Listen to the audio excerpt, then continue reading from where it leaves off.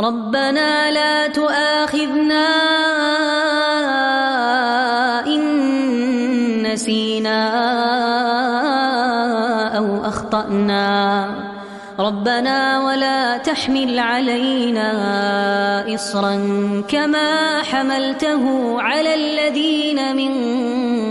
قبلنا ربنا ولا تحملنا